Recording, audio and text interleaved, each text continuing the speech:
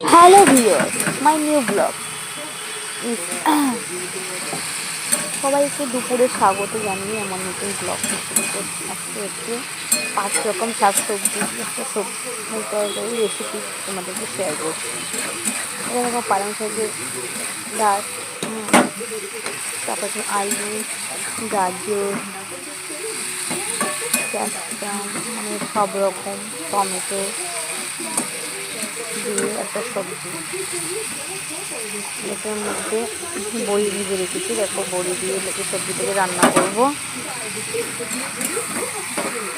এখানে হলুদ, লবণ আর জিরে গুঁড়ো আর কি ধনে গুঁড়ো অ্যাড করেছি, আর সেরকম কিছু দেয়নি। কিন্তু এটাকে ভালো করে নেড়ে চেড়ে সবজিটাকে কষিয়ে নিয়ে তারপর হালকা জল দিয়েছি। তো দেখতে থাকুন, যদি ভালো লাগে অবশ্যই লাইক কমেন্ট শেয়ার করবে।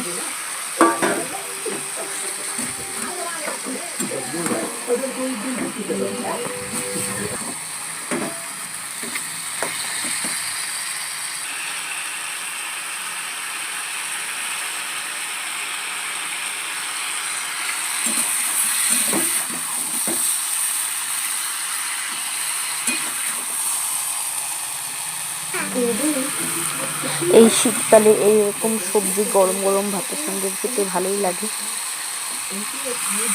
সবাই একবার ট্রাই করে দেখবে।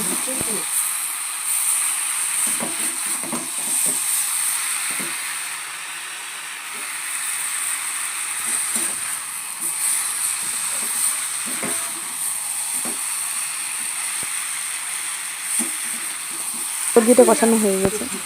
আজকের ভিডিও এই পর্যন্ত। Tata, bye bye.